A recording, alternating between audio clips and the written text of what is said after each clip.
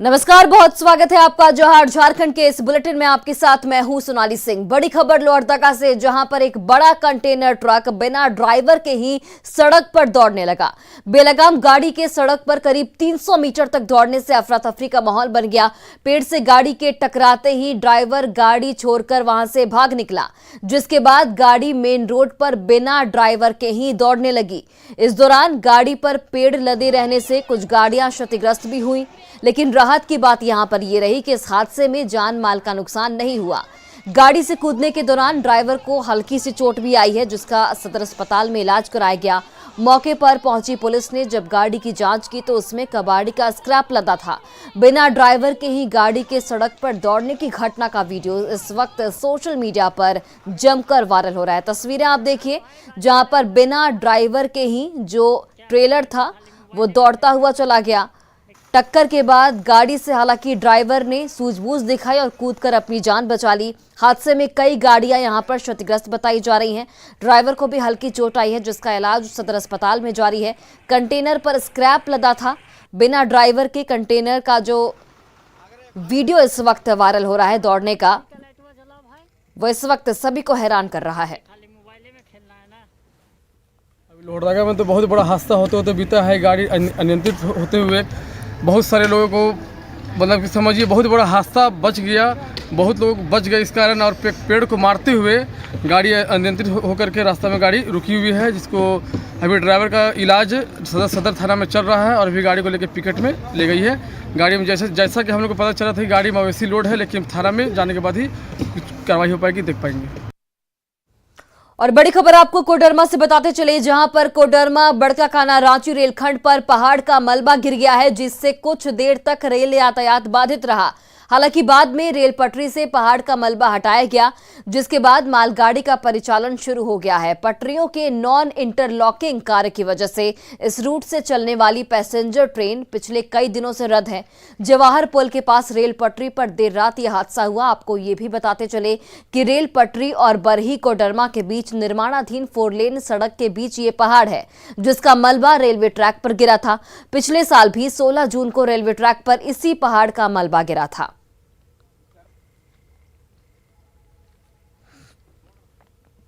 और गुमला में एक बार फिर अवैध ईंट भट्टों पर बुलडोजर चलाकर ध्वस्त करने की मुहिम शुरू कर दी गई है। 4 महीने पहले भी कई भट्टों को ध्वस्त किया गया था, लेकिन इसके बावजूद भी कई लोग गलत तरीके से इसका संचालन कर रहे थे।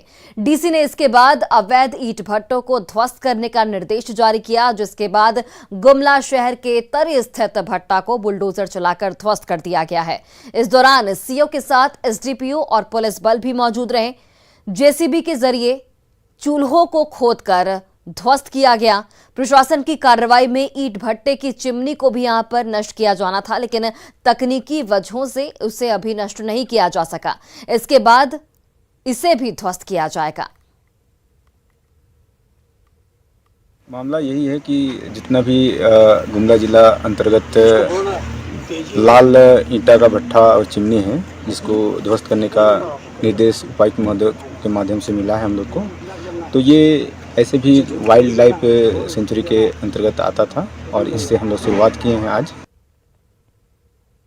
और झारखंड की सांस्कृतिक धरोहर टैगोर हिल की पहचान मिटाने की कोशिश जारी है। 111 साल पुराने ऐतिहासिक धरोहर पर भूमाफिया ने कब्जा कर लिया है और स्थानीय लोगों के मुताबिक करीब 11 साल से दिन रात करीब 1 साल से दिन रात यह पत्थर काटे जा रहे हैं। जानकारी के मुताबिक माफियाओं ने इलाके के पेड़ काट दिए हैं और अब धीरे धीरे पहाड़ काटे जा रहे हैं। इस मामले के खुलासे के बाद डीसी ने बड़गई सीओ को आदेश देते हुए जांच की रिपोर्ट मांगी है। जांच में पहाड़ काटने और अतिक्रमण की पुष्टि होने पर कार्रवाई की जाएगी। वहीं स्थानीय लोगों ने भी पत्थर की अवैध कटाई पर नाराजगी जाहिर की है। राजधानी रांची में 111 साल ऐतिहासिक टैगोर हिल पर भूमाफियों का कब्जा साफ साफ सामने तस्वीरों में दिखाई देगा। ये वही टैगोर हिल है जो कि एक ऐतिहासिक धरोहर के नाम से जाना जाता है और सामने इस पर लगातार कब्जा दिखाई दे रहा है। जो पत्थर है वो काट कर हटाए जा रहे हैं। यहाँ के स्थानीय लोग हैं, वो ज्यादा जानकारी दे पाएंगे कि किस तरीके से कब से ये काम किया जा रहा है। सामने आप देख रहे हैं पत्थर जो कटौती हो रही है। आप यहीं पे रहने वाले हैं? जी। कब से रहते हैं? 12 साल से अलग। कब से कट रहा है ये? ये का साल भर हो गया आपका। साल भर हो गया है जी। अच्छा, और थोड़ा आइडिया है कब कब कटता है, कौन कौन लोग आता है? इसका पर रात दिन काम होता है यहाँ पर। कब से कट रहा है भैया? ये 1 साल हो गया कटे हुए। हाँ और 24 घंटा यहाँ पे काम चलता है दिन रात। हाँ। और पानी टंकी शायद बनने वाला है। अच्छा, ऐसे ऐतिहासिक जगहों को काटा जाए तो क्या बचेगा फिर, ऐसा कुछ आप लोग के अनुसार? फिर कुछ तो बचेगा नहीं। शहर धीरे धीरे विकसित होते जा रहा है और जैसे झारखंड को जंगल का देश, पहाड़ों का देश कहा जाता है और बहुत परेशानी है। ऐसे हम लोग घूमने फिरने के लिए बहुत अच्छा है। शाम वाम का टाइम, सुबह का टाइम में धीरे धीरे ये सब ख़त्म करके प्रकृति को भी नुकसान पहुंचाया जा रहा है, प्लस हम लोग के लिए भी नुकसान है। भूमाफियों का कब्जा अब शहरी क्षेत्र में भी साफ साफ दिखाई दे रहा है, जिसको लेकर रांची के डीसी ने आदेश जारी किया है और बड़गई सीओ को इस पर जांच करने की तत्परता दिखाने की सख्त निर्देश अभी जारी कर दिया है। रूपाली त्रिपाठी, न्यूज़ 18, रांची। और देवघर सेंट्रल जेल की पगली घंटी अचानक बजने के साथ ही हर ओर अफरा तफरी का माहौल बन गया। किसी अनहोनी की आशंका पर नगर थाना की पुलिस आनन फानन में दौड़ते हुए सेंट्रल जेल पहुंची और करीब 1.5 मिनट में जवानों ने मोर्चा संभाल लिया। लेकिन सेंट्रल जेल के भीतर घुसते ही उन्हें पता चला कि यह एक डेमो है। लेकिन इस दौरान पुलिस कितनी एक्टिव है इसका सबूत भी मिल गया। जेल सुप्रिंटेंडेंट के मुताबिक ये पुलिस की अलर्टनेस की जांच के लिए किया गया था। इस दौरान देवघर सेंट्रल जेल की सुरक्षा की भी जांच की गई, जिसमें देवघर पुलिस पास हो गई।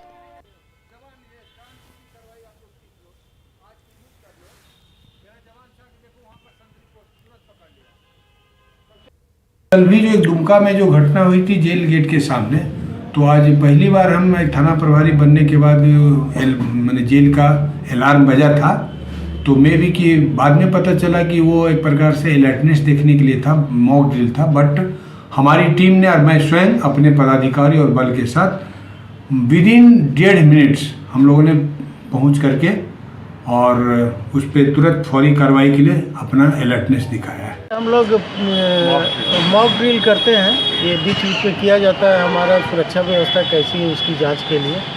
कोई आकस्मिक घटना घटी तो उस समय हम कितना अलर्ट है इसी को देखने के लिए हम लोगों ने ये बगल में है, तुरंत सहायता के लिए चले आए। आना भी है इनको और ये बहुत खुशी हुई कि तुरंत मेरी सहायता के लिए आ गए। और देखिए, गिरिडीह में अवैध कोयला कारोबार के खिलाफ सरिया पुलिस ने बड़ी कार्रवाई को अंजाम दिया है। पुलिस ने छापेमारी कर लगभग 32 टन कोयला जब्त किया। सरिया थाना क्षेत्र के चिचाकी पंचायत अंतर्गत पिपराडी गांव में छापेमारी कर कोयला जब्त किया गया।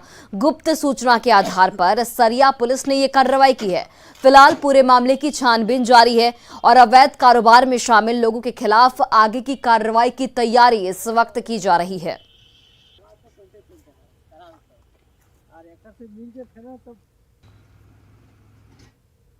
और लंबे समय से कोडरमा तक जमे कई सरकारी डॉक्टर मुन्ना भाई वाली करतूत करते हुए पकड़े गए हैं।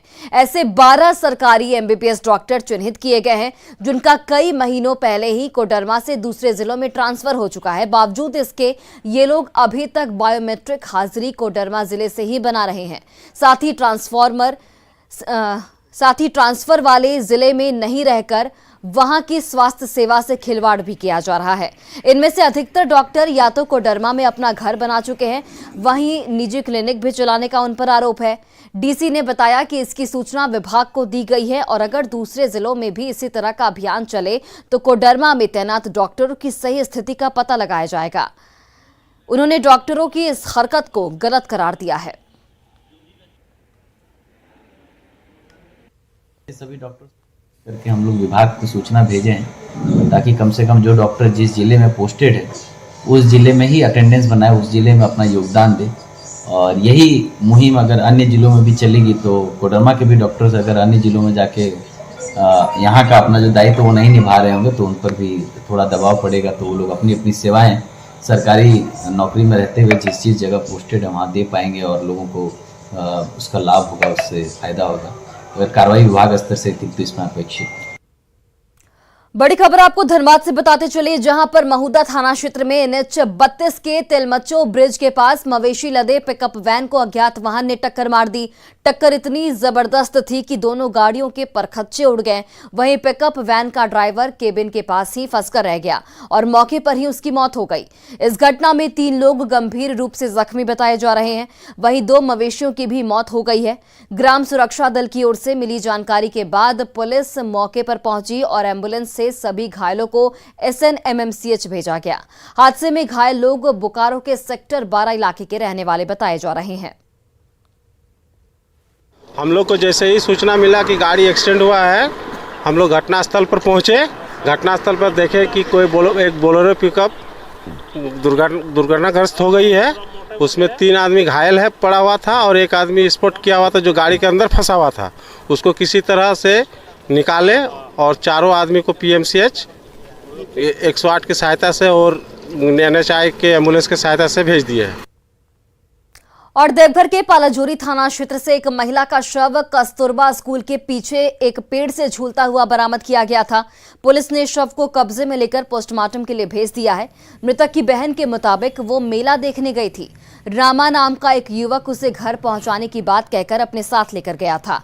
रात भर उसकी बहन घर नहीं आई, जिसके बाद उसी रामा ने फोन कर उसकी बहन की मौत के बाद पेड़ से टंगे होने की जानकारी दी। परिजनों ने रेप की कोशिश और विरोध करने पर हत्या की आशंका जाहिर की है। इधर पुलिस इस पूरे मामले में आगे की पड़ताल के लिए पोस्टमार्टम रिपोर्ट का इंतजार कर रही है। वो मतलब हम लोग तो वहाँ पे देखने गए थे तो मटन उटन था, बगल में झोला था, दारू की बोतल वगैरह था और वही ज़बरदस्ती किए होंगे यार, कुछ चिल्लाई होगी तो गला दाब फांसी में लटका दिए। उस डेड बॉडी को पुलिस ने अपने कब्जे में लिया और उसका इंक्वेस्ट करवाने के बाद पोस्टमार्टम उसका करवाया गया है। परिजनों का जो आरोप है उस आरोप के अनुसार हमने इसमें प्राथमिकी दर्ज की है, लेकिन इंक्वेस्ट रिपोर्ट और पोस्टमार्टम रिपोर्ट तथा गवाहों के बयान के पश्चात अनुसंधान में जो बातें सामने आई उसके अनुसार ही हम लोग आगे कार्रवाई करेंगे। और रामगढ़ के गांव-गांव में उत्पात मचा रहे हाथियों के झुंड ने मेहनतकश किसानों की नाक में दम कर रखा है। वेस्ट बोकारो के नवाडी गांव में हरी भरी फसल रौंदने के बाद अब गजराज का काफिला गोला के छोटकी डुंडी गांव में आ धमका। यहां भी मदमस्त हाथियों ने धान की फसल को भारी भरकम पांव से बर्बाद कर दिया। मेहनती किसान अपनी नजरों के सामने फसल की बर्बादी चुपचाप देखते रह गए। हालांकि किसानों की गुहार पर वन विभाग हाथी भगाओ दल मौके पर डट चुका है। रेंजर केदार राम के नेतृत्व में ये दल जंगली हाथियों को बोकारो की सीमा पर खदेड़ने की कोशिश कर रहे हैं। इसी दल के प्रयासों के बदौलत हाथियों का एक झुंड रजरप्पा के पास दामोदर नदी तक पहुंच गया। ऐसे में दहशत ज़दा जो ग्रामीण हैं वो इस वक्त रथचक्का करने को मजबूर हैं।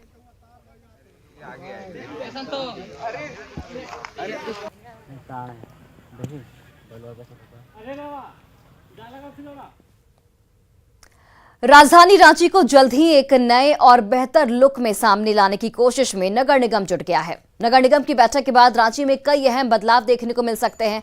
इसके तहत जयपाल सिंह स्टेडियम के बाहर इंदौर की तर्ज पर नाइट मार्केट विकसित करने को हरी झंडी दिखा दी गई है। वहीं रांची शहर के सभी वेंडर्स को व्यवस्थित करना भी नगर निगम की प्राथमिकता की सूची में शामिल है। रांची नगर निगम की बैठक में और क्या फैसले रहे खास, ये बता रही हैं हमारी सहयोगी रूपाली त्रिपाठी।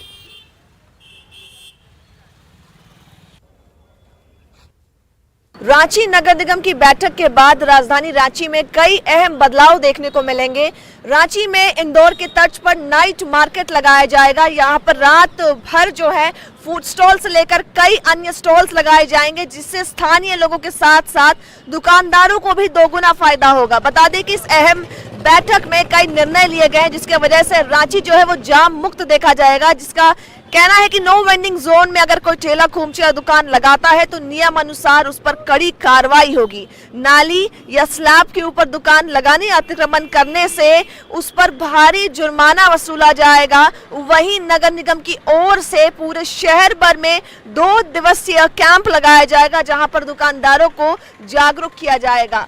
जो भी वेंडर मार्केट है वहां पर दुकानदारों को दुकान आवंटित किया गया है और आगे भी किया जाएगा। इसके बावजूद अगर कोई भी दुकानदार बाहर अपना दुकान लगाता है तो उसका जो आवंटन है वो सीधा सीधा रद्द किया जाएगा। ऐसा अनुमान है कि नगर निगम का ये सारा निर्णय और प्लान्स लागू होते ही शहर जाम मुक्त दिखेगा और रांची एक बार फिर से नई रांची दिखेगी। रूपाली त्रिपाठी, न्यूज़ 18, रांची।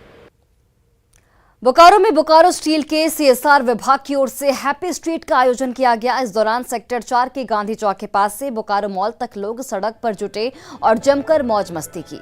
इस दौरान पारंपरिक नृत्य के साथ ही योगा अभ्यास और कई तरह के कार्यक्रमों की प्रस्तुति दी गई। बोकारो के लोगों के लिए स्वस्थ रहने और अपनी कला की प्रस्तुति करने का ये एक बेहतर माध्यम नजर आया। इस दौरान बोकारो वासियों को स्वस्थ और तंदुरुस्त रहने का भी संदेश दिया गया।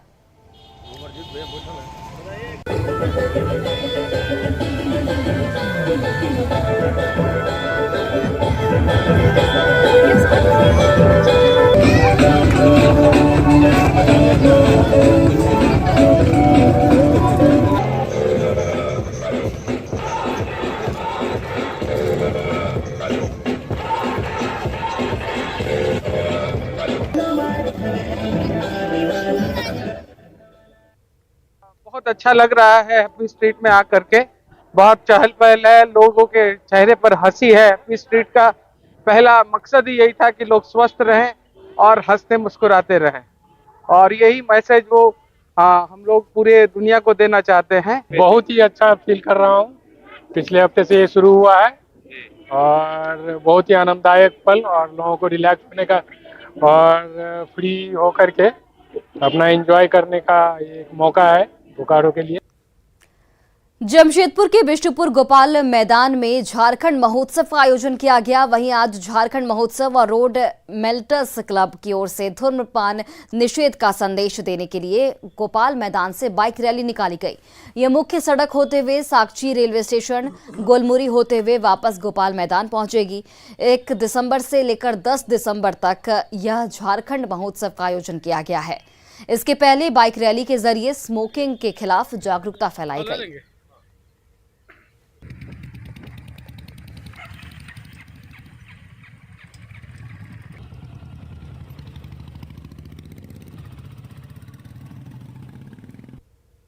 इवेंट मैं और मेरे हस्बैंड करवा रहे हैं, जिसका नाम है झारखंड महोत्सव फूड एंड आर्ट फेस्टिवल। ये एक मेला है बेसिकली।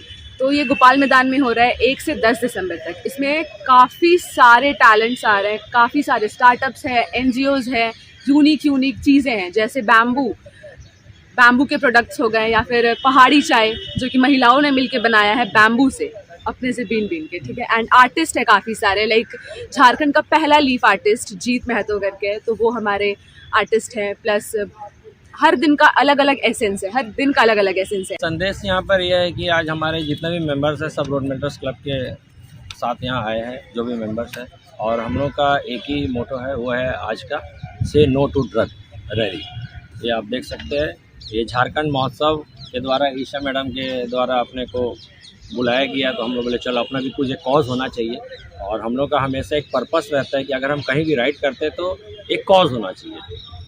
ये अपना आज भी एक कॉज है, वो है से नो टू ड्रग। रांची की सड़कों पर इन दिनों एक शातिर मोबाइल चोर घूम रहा है, जो इतनी सफाई से चोरी करता है कि शक की कोई गुंजाइश नहीं रहती। इस रिपोर्ट को आप जरूर देखिए। रांची की सड़कों पर इन दिनों एक शातिर चोर घूम रहा है। इस चोर ने मोबाइल चोरी करने का ऐसा नुस्खा निकाला है जिसके आगे सारी होशियारी धरी की धरी रह जाती है। कहीं आप भी इसका शिकार ना हो जाएं, इसलिए सावधान हो जाइए।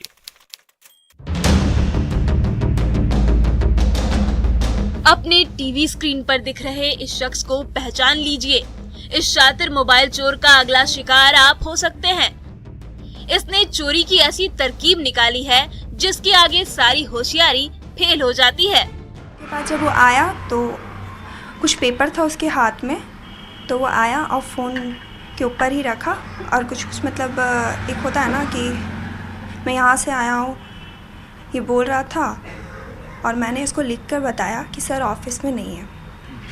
उसके बाद वो जैसे गया वैसे ये पेपर के साथ अपना फ़ोन उठाया, मेरा फ़ोन, और वो लेके चला गया। इन तीनों तस्वीरों को देखिए। चोरी की वारदात 3 है, पर चोरी को अंजाम देने वाला एक ही है। ये शख्स पहले तो बड़े आराम से दुकान में घुसता है, फिर टेबल पर बैठे शख्स को बातों में उलझाकर कब उनके सामने से उनका मोबाइल गायब कर देता है, किसी को कानो कान खबर भी नहीं होती। इस शातिर चोर ने अब तक कई लोगों के मोबाइल पर अपना हाथ साफ कर लिया है, जिनमें कई महंगे स्मार्टफोन भी शामिल हैं। पर पुलिस इसे पकड़ना तो दूर, इसके खिलाफ एफआईआर तक नहीं दर्ज कर रही। हमने बोला कि हमारे पास चोर आया था, ऑफिस से चोरी करके गया, सीसीटीवी फुटेज भी है, सो इस पे केस करना। तो थाने में जो लोग थे वो केस के लेके उन्होंने एक फॉर्मेट दिया और उस फॉर्मेट पे बोले कि इस पे भर दिया। तो हमने बोला अब इस पे चोरी का नहीं, बोले कोई दिक्कत नहीं है, दोनों पे कार्रवाई सेम होता है। अगर आप केस कीजिएगा तो आपको बार बार कोर्ट जाना होगा और फ़ोन मिलने का तो चांसेस बहुत कम रहता है। मोबाइल गुम होता है और हम लोग जाते हैं थाने में एफआईआर करवाने के लिए, वहाँ ना एफआईआर लिया जाता है ना सनहा लिया जाता है। बोलते हैं कि 24 घंटे के बाद आइए। खैर 24 घंटे के बाद भी जाने के बाद वहाँ सनहा दर्ज किया जाता है और उसके बाद भी कोई एक्शन नहीं लिया जाता है पुलिस के द्वारा। पूरे मामले पर रांची के ग्रामीण एसपी और प्रभारी सिटी एसपी नौशाद आलम का कहना है कि चोरी की वारदात पर एफआईआर दर्ज करने का निर्देश सभी थानों को दिया गया है। इस संदर्भ में क्लियर कट इन्फॉर्मेशन और थाना को निर्देश है कि मोबाइल की चोरी अगर हो रही तो चोरी के केस के रूप में दर्ज करें, और अगर गुम हो गया है तो गुमशुदा के रूप में ही उसको दर्ज लिया जाए। कहीं कहीं ऐसी शिकायतें मिली है हमको, तो उसको फिर हम रिमाइंडर करते हैं कि पिछला जो इंस्ट्रक्शन है उसको स्ट्रिक्टली लोग फॉलो करें। पुख्ता सबूत के बाद भी पुलिस के टाल मटोल वाले रवैये से इस चोर की तो मौज है, पर जनता की नींद उड़ी हुई है। ओम प्रकाश, न्यूज़ 18, रांची। और फिलहाल इस बुलेटिन में बस इतना ही। आप देखते रहिए न्यूज़ 18 बिहार झारखंड।